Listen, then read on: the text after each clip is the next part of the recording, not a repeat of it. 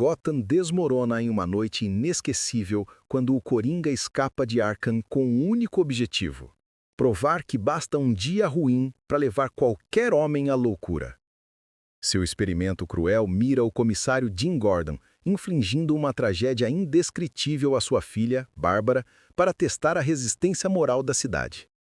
Enquanto Batman persegue o palhaço do crime em um parque de diversões abandonado, ele é forçado a confrontar a origem traumática do vilão e a aterrorizante ideia de que ele e o Coringa são, na verdade, dois reflexos insanos, separados apenas por uma única e fina linha de sanidade que ameaça se romper. Capítulo 1 O Palácio da Loucura Parte 1 O céu de Gotham City era uma tela de chumbo gotejante, refletindo o brilho do asfalto molhado como vidro escuro. O som dominante era o pingar incansável da chuva fria contra a capota de Kevin Lar do Batmóvel, um ritmo lento e sombrio que parecia ditar a pulsação da própria cidade. O ar estava pesado, carregado de um cheiro metálico de eletricidade e água suja. A viatura negra, com seus contornos afiados, deslizou para a entrada do Asilo Arkham, uma fortaleza de pedra escura e silhueta gótica, guardada por uma cerca de ferro retorcido e enferrujado. A névoa, densa e fria, envolvia o portão principal, transformando as gárgulas em sombras borradas e ameaçadoras. Ali, a linha entre a sanidade e a loucura não era uma barreira, mas uma fronteira, constantemente invadida. Batman saiu do carro, seu manto pesado absorvendo a umidade do ar. Ele era uma massa de músculos e angústia silenciosa, e o respeito carregado de medo dos guardas ao vê-lo era quase tão pesado quanto sua capa. Ele caminhou pelo pátio úmido, cada passo na gravilha soando seco e definitivo, como um veredito.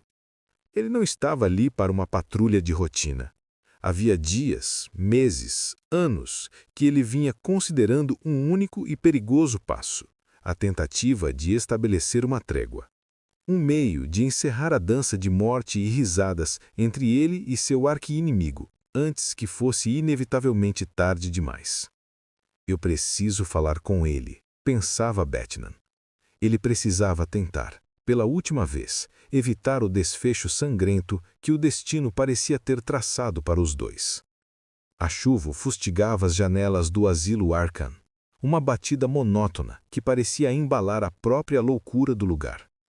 No interior do Asilo Arkham, a figura do Batman se materializou das sombras, o eco de suas botas de combate, o único som a rivalizar com a tempestade. O interior de Arkham cheirava a antisséptico químico, a ozônio e a esgoto distante. Um odor que Batman conhecia bem demais. Ele se moveu pelos corredores frios e estéreis, suas botas ecoando sobre o concreto. Ele parou diante da cela mais infame do bloco de segurança máxima. Eu gostaria de falar com ele, disse Batman, a voz profunda e baixa, direcionada ao guarda na porta. Deveria haver uma maneira de acabar com isso, de quebrar o ciclo. Parado diante da cela, ele ignorou o cheiro ácido de desinfetante e o fedor de miséria contida. Seus olhos se focaram na figura sentada na beirada da cama, curvada, de costas para ele, o Coringa. Sua voz, baixa e rouca, cortou o silêncio da cela como vidro quebrando. Não era uma ameaça, mas um ultimato. Eu vim aqui, porque talvez pela primeira vez tenhamos que falar, sinceramente, sobre o que vai acontecer conosco. O homem na cama não se moveu. Era uma estátua de abandono, a cabeça pendida. O Batman avançou um passo, seu metal frio da armadura roçando na parede. No final, nós vamos nos matar um ao outro, não vamos? A pergunta não exigia resposta, era a constatação de um destino. O Cavaleiro das Trevas respirou profundamente. O ar estagnado de Arkham, pesado em seus pulmões. Talvez tudo dependesse desta noite. Eu posso te ajudar. Vou fazer o que for necessário. Mas se você não aceitar, se não tentarmos parar, então estamos presos em um curso de suicídio. Ambos nós. O Batman estendeu uma mão enluvada. O gesto hesitante, mas final. A ponta dos dedos roçou o ombro do preso. Naquele instante, ao tocar o ombro, ele sentiu algo. A rigidez não era de tensão, mas de ausência. Seus olhos, estreitados pela suspeita, notaram um resíduo. Uma fina camada de tinta branca que borrava na luva de couro. Com um rugido silencioso, ele agarrou a figura e a virou. Não era o Coringa. Era um substituto pálido e careca. Um manequim patético com um sorriso vermelho mal pintado. O corpo estava mole. O Cavaleiro das Trevas percebeu o cheiro de maquiagem barata. A raiva desapareceu, substituída por um terror gélido. Sua voz era um sussurro rouco, desolado. Oh, Deus! Ele fugiu. A fúria de Batman não era um grito, mas uma compressão dolorosa no peito. O homem havia escapado. A oportunidade de diálogo, a última e desesperada tentativa de salvação mútua, estava perdida. Agora, restava apenas a caçada. E o Coringa, livre, faria o inevitável. A escuridão da cela vazia deu lugar a uma explosão de luz artificial. A mente do fugitivo, como um teatro grotesco de vaudeville, acendeu as lâmpadas de suas memórias, exibindo fragmentos desconexos, embora dolorosamente vívidos. Ele próprio não se lembrava de sua origem com clareza, pois a memória, em suas próprias palavras futuras, era de múltipla escolha. Mas a loucura sempre se nutria de um grão de verdade, de um único e terrível dia ruim. Ele era, antes de tudo, um comediante fracassado. Um homem magro, de óculos, com um terno xadrez barato e amassado que cheirava a naftalina. Seu rosto era expressivo, mas sua alma estava esmagada sob o peso das contas e do fracasso. Ele se apresentava em clubes noturnos vazios e enfumaçados de East End, onde o cheiro de cerveja velha e cigarros vencidos era mais forte do que o cheiro de esperança. Ele subia ao pequeno e gasto palco, segurando o microfone com mãos trêmulas. Senhoras e senhores, qual é a diferença entre um político e um porco? O porco não mente. Hã? Onde é que vocês estão indo? Eu tenho material novo. Onde é que vocês estão indo? Ninguém ria. Ele se sentava nos bastidores, exausto, a risada que buscava se transformando em um nó amargo na garganta. Ele não era um comediante. Era um homem gentil, sufocado pela necessidade e pela falta de talento. O único refúgio, a única luz em seu mundo cinzento e falido era seu pequeno e apertado apartamento, e sua esposa, Jeanne. Ela era doce, de voz macia e cheia de paciência, uma âncora de sanidade. Ela estava grávida. Os dois viviam na pobreza, o aluguel atrasado, a geladeira vazia. O homem a abraçava, sentindo o peso do fracasso em seus ombros. Eu sou um desastre, Jeanne. Eu não consigo fazer ninguém rir, nem a mim mesmo. E eu vou ter um filho, e o que eu vou dar a ele? Jeanne o afastou gentilmente, segurando seu rosto entre as mãos macias. Não diga isso. Você é doce. Você é tudo de bom que existe. Nós vamos superar isso, meu amor. O bebê vai nascer e você vai conseguir um emprego de verdade. Vamos rir disso tudo um dia. Sua esperança de ser um artista havia morrido e ele precisava de dinheiro rápido. Foi então que a sorte, ou melhor, o destino mais sombrio, bateu à porta. Dois capangas, figuras sombrias e impacientes, apareceram. Eles sabiam que o ex-comediante havia trabalhado como técnico de laboratório na antiga companhia Ace de produtos químicos. Eles precisavam de alguém que conhecesse a planta baixa, que soubesse como entrar sem acionar alarmes. Um dos bandidos, um brutamontes com cicatrizes, falou com um tom de ameaça disfarçada. É um trabalho rápido, uma noite só. Você guia a gente, fica com o seu. É muito dinheiro, o suficiente para você e a garota. O homem hesitou. Ele não era um criminoso. Ele sentia o suor frio na nuca. Mas o bebê precisava de um futuro, de fraldas, de comida quente. Eu faço isso, ele sussurrou, a decisão o corroendo por dentro como um ácido. Mas é só desta vez. Apenas para meu filho. No dia marcado para o roubo, O mundo do homem se desfez em um telefonema. A voz do policial, seca e impessoal, informou-lhe que Jenny havia morrido em um acidente doméstico bizarro. O aquecedor de mamadeiras defeituoso de sua irmã causou um curto-circuito, incendiando a casa. Jenny e seu filho não nascido, a única razão pela qual ele havia concordado em roubar, foram consumidos pelo fogo.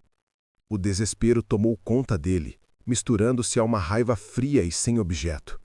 Não havia mais para quem comprar fraldas, nem mais para quem contar piadas. O mundo havia lhe dado um pontapé cruel, final e absurdamente aleatório. Ele confrontou os bandidos.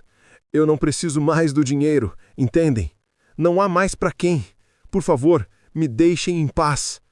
Mas eles não o deixariam. O acordo estava selado. O roubo sem sentido prosseguiu. Enquanto Batman vasculhava Gotham, o Coringa, o verdadeiro, o fugitivo, colocou seu plano em ação. Ele sabia exatamente o que faria. Provar que basta um dia ruim para destruir a sanidade de qualquer um. E ele escolheu o alvo perfeito para provar seu ponto. O comissário James Gordon. A casa de Gordon era um refúgio simples, com luzes acesas em uma rua tranquila, o único som sendo da água da chuva correndo pelas calhas. Bárbara Gordon, a filha do comissário, estava na cozinha, pensando em sua vida dupla como a Batgirl. Ela ouviu o som suave da porta se abrindo. Não foi arrombada. Foi aberta, quase convidativamente. Ela se virou. Ali estava ele, envolto em sombras, mas com um sorriso de corante vermelho químico brilhando na pouca luz do corredor. A figura magra e esguia usando um fraque roxo de seda, segurando uma bengala e um revólver antiquado, estranhamente limpo. Olá, boneca. Eu estava me perguntando se você poderia me dizer qual é a diferença entre um rato e um morcego. Perguntou o Coringa, a voz ligeiramente rouca, mas melodiosa. Bárbara congelou por um instante crucial. A estase era total. Seus músculos estavam tensos como cordas de violino, mas ela não podia movê-los. A silhueta do Coringa preenchia o vão da soleira como uma mancha grotesca na penumbra do corredor, emoldurada pela luz fraca de fora. O sorriso que distorcia seus lábios pintados era perverso, um corte rubro e doentio que se alargava em triunfo. O ar ao redor dele carregava o cheiro doce de um perfume barato, quase enjoativo, misturado com um toque ácido e metálico, o odor da maldade química que o envolvia. Seus olhos, injetados e febris, brilhavam na sombra. Foi então que ela viu o revólver, um cano negro e pesado sendo erguido com uma lentidão deliberada, quase cerimonial. Seus instintos, forjados em anos de combate como a Batgirl, gritavam em um coro histérico de advertência. Ela tentou gritar um aviso, tentou cambalear para o lado, tentou sequer piscar. Mas o pânico e a surpresa a haviam pregado ao chão. Sua boca abriu-se, mas o som não veio. Mas antes que a Batgirl pudesse gritar ou tentar o menor movimento de defesa, o Coringa disparou. Não houve hesitação, nem tremor no pulso. O estampido foi ensurdecedor. O som do tiro ecoou na casa silenciosa. Um estrondo terrível, gutural, que quebrou de maneira brutal o ritmo hipnótico e constante da chuva lá fora. O impacto a atingiu com a força de um martelo pneumático. Bárbara caiu. Ela desabou no chão de madeira fria, uma pilha desarticulada de membros. A dor que a varreu era excruciante, absoluta e paralisante, como se um raio tivesse se concentrado e atingido apenas sua medula espinhal, queimando cada terminação nervosa. Era um choque elétrico que vibrava e a sufocava. Ela arqueou o corpo instintivamente em agonia silenciosa, tentando desesperadamente respirar. Suas pernas, antes poderosas e velozes, capazes de saltar telhados e aplicar chutes que nocauteavam criminosos, agora eram apenas um peso morto e inútil. Abandonadas à mercê do chão frio, elas não respondiam, não a sentiam. Estavam lá, mas não eram mais dela. O Coringa se aproximou, caminhando com a desenvoltura de um ator no palco que acaba de acertar sua marca. Seus passos lentos e tap-tap-tap contra a madeira úmida da casa. Ele não parecia vitorioso. Não havia um grito ou uma gargalhada histérica. Ele parecia metódico, frio, como um cientista registrando um experimento crucial. Ele se ajoelhou com um pequeno ruído de sua roupa e levantou um objeto. Era uma câmera fotográfica. Uma câmera profissional com uma lente grande e um flash potente. O Coringa ajustou o foco com um clique suave, o sorriso voltando a se alargar em seu rosto de cera branca. Ele pendulou a cabeça, estudando a caída. Ora, ora, boneca, que pose dramática! Tão trágica! Ele murmurou, a voz grave e lamuriosa. Não faça essa cara, você está arruinando a maquiagem? Ele levou o visor ao olho, o foco nítido e cruel sobre o rosto contorcido de Bárbara. Não se preocupe, boneca, temos que registrar o momento. Ele continuou, agora elevando sua voz para um tom mais alegre, quase didático. É a parte mais importante, a documentação, para a posteridade, para o arquivo de piadas e, claro, para mostrar ao papai. Ele piscou para ela por cima da câmera. Sim, sim, o comissário, ele precisa ver a piada, compreender a dimensão da tragédia. É por isso que é a parte mais importante da piada. A prova, o gran finale. Diga X, querida. Capítulo 1. O Palácio da Loucura, parte 2. O flash veio, depois outro, e mais outro. O som alto do obturador era o único som audível além da respiração ofegante de Bárbara e do choro silencioso e impotente que ela não conseguia conter. O Coringa tirou fotos de Bárbara ferida, humilhada e seminua, enquanto o sangue se espalhava pelo assoalho de madeira clara. A violência física havia se transformado em tortura psicológica, imortalizada em celuloide. O Coringa, satisfeito, pegou a bengala e o revólver. Ele não estava ali para matar. Estava ali para quebrar a alma. Quando o comissário Gordon chegou em casa minutos depois, ele encontrou Bárbara deitada no chão da sala, com os olhos fixos no teto, rodeada por cascas de flash vazias. O silêncio na casa era mais aterrorizante do que o tiro. Do lado de fora, a figura risonha do Coringa esperava, com um braço envolto no corpo de um Gordon atordoado. Sinto muito, comissário, mas eu tenho planos maiores para você. Um show de horrores. Para provar o ponto principal de tudo. A insanidade é a saída de emergência. O Coringa golpeou Gordon na cabeça e o arrastou para a escuridão da noite. O comissário James Gordon havia se tornado a vítima perfeita para o experimento do Coringa. O comissário James Gordon despertou em meio a uma escuridão úmida e fria, o cheiro forte de mofo e algodão doce estragado invadindo suas narinas. Sua cabeça latejava com uma dor profunda e o mundo girava lentamente. Ele piscou, tentando focalizar a realidade. Sua última memória era a visão de sua filha, Bárbara, caída no chão da cozinha, a mancha escura e crescente ao redor de seu abdômen. E o flash impiedoso da câmara do Coringa. A impotência o atingiu com a força de um soco. Ele não estava lá. Ele falhou. E agora, ele estava nas mãos do monstro. Ele estava amarrado a uma espécie de carro alegórico dilapidado, puxado por uma figura esguia e alegre. O som que dominava o ambiente era uma música de carrossel estridente, fora do tom, e repetitiva, um pesadelo sonoro que parecia penetrar seus ossos. Gordon percebeu que estava no parque de diversões abandonado de Gotham, um lugar esquecido e decrépito, cujas atrações enferrujadas e pichadas eram testemunhas silenciosas de anos de abandono. A chuva continuava, mas aqui, dentro da estrutura coberta, o ar era denso com a umidade e a loucura. O Coringa, com seu fraque roxo e sua bengala pontuda, parou o carro alegórico. Atrás dele, capangas desgrenhados e bizarramente maquiados riam histericamente com um som que parecia mais latido de hienas do que riso humano. O Coringa virou-se para Gordon e gesticulou com a mão enluvada em direção a uma gaiola de macacos enferrujada, coberta de fezes de pássaros e teias de aranha. "Bem-vindo, Jim", exclamou o Coringa, sua voz melodiosa e cheia de falsa hospitalidade, "ao meu pequeno teatro da crueldade, onde provaremos, de uma vez por todas, que é preciso apenas um dia ruim para reduzir o homem mais são do planeta à loucura. E você, meu velho e querido amigo, é a nossa estrela." Gordon foi arrastado e trancado na gaiola, as barras metálicas frias contra seu rosto. O Coringa ligou uma máquina de projeção. O som do filme projetado era áspero. Na tela improvisada, surgiram as fotos que o Coringa havia tirado de Bárbara. O comissário virou o rosto, incapaz de suportar a visão da sua filha ferida, vulnerável, exposta. "Olhe para elas, Jim! Olhe bem!" ordenou o Coringa, a voz subindo para um tom de pregação maníaca. "A sua linda e puritana filha, agora um pouco menos puritana, você não acha? A vida é uma piada suja e terrível, e você está perdendo a parte mais engraçada. O mundo é um hospício, um circo de horrores caótico, e a única forma de sobreviver é abraçando o absurdo." A tortura psicológica se intensificou.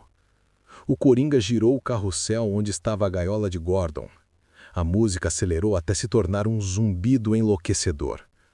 As luzes estroboscópicas e piscantes batiam nos olhos de Gordon, transformando os capangas em figuras demoníacas. Gordon apertou os olhos, mas as imagens da dor de Bárbara estavam gravadas em sua mente, repetindo-se como a música macabra. "Vamos, Jim. Diga que você entende. Diga que você enlouqueceu. Diga que a única regra da vida é que não há regras, não há sanidade." Implorou o Coringa, dançando diante da gaiola com uma excitação febril. "Você é um homem de regras, Jim. Mas o que suas regras lhe deram? A dor da sua filha. Onde estava o Batman quando você precisava dele? Sua moralidade é uma mentira. Quebre, Jim, quebre e ria." Enquanto a tortura se desenrolava no presente, a mente do Coringa, o homem que ele era, girava no passado, em uma de suas versões de memória. O carrossel da dor de Gordon acionou o carrossel da memória do Coringa. O flashback retornou ao dia da tragédia de Jenny e à coerção dos bandidos. Ele estava na Companhia Ace de Produtos Químicos, a fábrica gótica e cavernosa, iluminada por luzes de vapor que davam ao ambiente um tom de verde doente. O homem estava ali por obrigação, ele não tinha mais razão para estar. A perda de Jenny e do bebê havia drenado seu propósito. "Vamos lá, vista isso!" rosnou um dos bandidos, jogando-lhe um capuz e um casaco de chuva. "Você entra primeiro, guia a gente pela porta dos fundos, onde você trabalhava, sem alarmes, rápido!" O homem tonto de luto e descrença vestiu o capuz, que era vermelho, brilhante, grande e ridículo, com 2 furos para os olhos. Ele se sentia um palhaço, um papel que nunca conseguira desempenhar nem mesmo para sua esposa. Eles se esgueiraram pelos corredores úmidos e escuros da fábrica, o cheiro de compostos químicos pungente no ar. Mas então, a luz vermelha de um alarme começou a piscar, um som estridente que rasgou o silêncio. Um dos bandidos havia acionado acidentalmente uma armadilha. "Rápido! Corram para o depósito!" gritou o líder. O pânico se instalou. E então o caos dobrou de intensidade. Uma sombra gigantesca, escura e aterrorizante desceu sobre eles. "Parados!" A voz era um trovão seco. Batman havia chegado. Os bandidos sacaram suas armas e o tiroteio começou. O homem, o futuro Coringa, estava paralisado. Ele não era um criminoso. Ele se viu esmagado entre o medo de ser preso e o terror de uma luta de rua. Os capangas foram rapidamente dominados pelo morcego, mas o homem, em seu pânico irracional, tropeçou e correu. Ele fugiu, não do Batman, mas de sua própria decisão, de seu fracasso. Ele correu para o único lugar aberto, uma grande porta de aço que dava para os esgotos da fábrica. Batman o perseguiu. O homem corria cegamente sobre as passarelas de metal escorregadias, o capuz vermelho esvoaçando atrás dele, um símbolo patético de um roubo que não valia mais nada. "Pare! Não precisa ser assim!" O homem hesitou por um segundo. Ele se virou, vendo a silhueta maciça de Batman vindo em sua direção, a personificação de seu medo e de sua culpa. Ele cambaleou. Em um momento de pura catástrofe desajeitada, seus pés escorregaram no metal molhado. Ele despencou. O som foi um baque oco, seguido pelo ruído líquido e glutinoso de sua queda em um tanque de contenção aberto. Ele foi engolido pela mistura fervente de resíduos químicos ácidos, um líquido espesso e verde que queimou sua pele e o afogou. Ele se arrastou para fora, tossindo e sufocando, subindo a escada de metal, cego pela dor e pelos vapores. Ele estava vivo, mas a dor química era insuportável. Ele cambaleou até um cano d'água principal e o abriu, derramando água gelada em seu rosto. Ele se agarrou a um corrimão e olhou para baixo, na água parada, para ver o rosto de seu salvador. O que ele viu não era o rosto do homem que perdeu sua esposa e seu filho. Era uma abominação. A água escorreu, revelando a pele que havia sido queimada, lavada de pigmentos, agora de um branco cadavérico. Seus lábios, antes finos, estavam esticados pela corrosão em um vermelho permanente e exagerado. E o pior de tudo, seu cabelo, antes castanho, havia sido tingido por aquela química verde ácida em um tom brilhante e insano. Ele era, literalmente, um palhaço químico. O terror cedeu, não à morte, mas a algo muito pior. O homem olhou para sua nova face grotesca e, no lugar da dor e da culpa, ele sentiu o riso. Não era a risada forçada de um comediante fracassado. Era um som poderoso, profundo, vindo do fundo de sua alma quebrada que agora vibrava com uma nova e terrível verdade.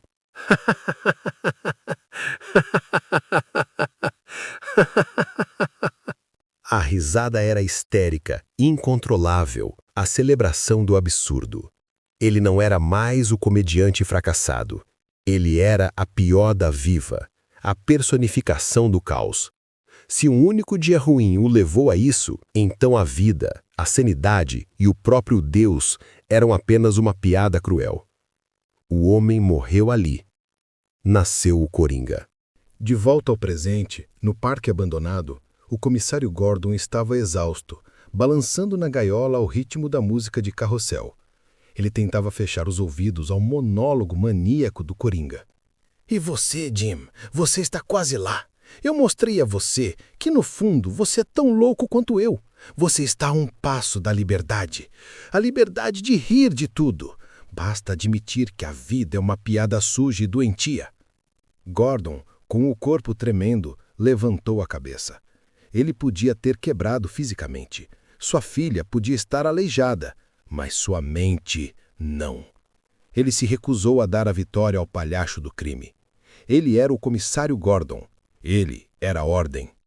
O Coringa, vendo que Gordon não quebraria, deu de ombros com um suspiro melodramático. Ah, Jim, tão teimoso.